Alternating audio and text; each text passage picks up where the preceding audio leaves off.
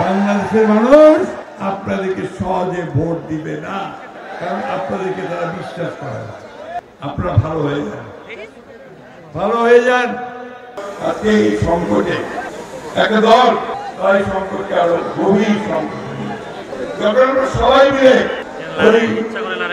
সংস্কারে সনদ সই করলাম পার্লামেন্টের সামনে 17 অক্টোবর, এবং কতগুলো অনেক বিষয়ে একমত হয়ে গেলাম, সই করলাম। এখন হঠাৎ করে সেই দলটি আজকে বলতে শুরু করেছে, না আমাদের পিআর দরকার। আচ্ছা ভাই, আপনার পিআর কি বোঝেন? পিআর বোঝেন? একটু জানা শুনলাম, চেষ্টা করলাম, বলে প্রপোর্শনাল রিপ্রেজেন্টেশন, ইংরেজি শব্দ।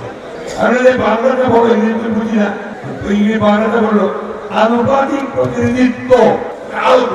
বোঝেন আনুপাতিক প্রতিনিধিত্ব কি? বোঝেন নাকি আপনারা? যে জিনিসটা বাংলাদেশের মানুষ বোঝে না, ওই জিনিসটা কারোর মধ্যে চাপা দিচ্ছে। ভাই তার ইঙ্গিতে কেন আজকে গণনা সৃষ্টি করতেছেন? আপনারা হঠাৎ করে লাফায় উঠছেন যে ক্ষমতায় যাবেন। এই দেশের মানুষ ধর্মপ্রিয় মানুষ, ধর্মকে ভালোবাসে, আল্লাহ নবীকে ভালোবাসে, বিশ্বাস করে, কিন্তু ধর্মান্ধ নয় এবং সাম্প্রদায়িক নয়।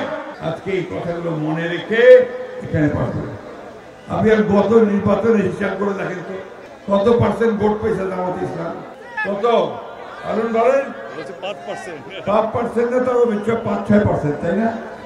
রাতারাতি লাভ দিয়ে গিয়ে একেবারে 51% হয়ে যাবেন, এইটা মনে করেন না।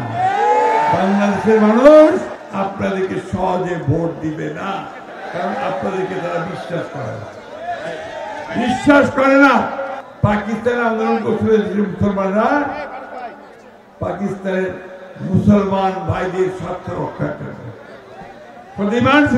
মুসলিম।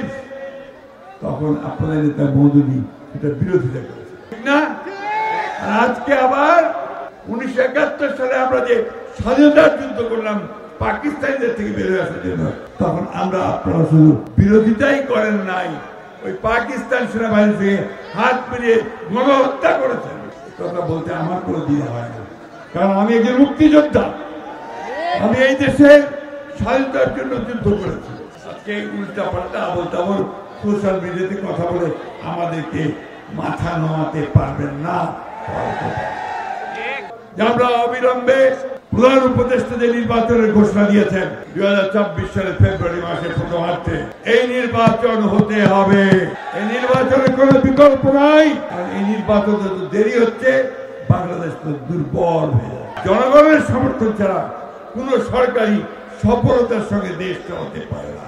তাই আমরা খুব পরিষ্কার করে বলছি, আপনারা ভালো হয়ে যান, ভালো হয়ে যান।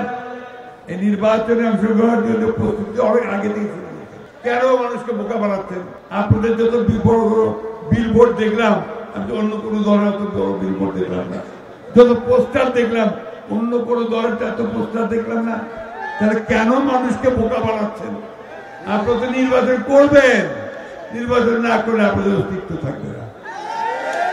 নির্বাচন করলে আপনারা যেহেতু পরাজিত করবেন, সেই জন্য আপনার নির্বাচন পেছাতে চান, বন্ধ করতে চান।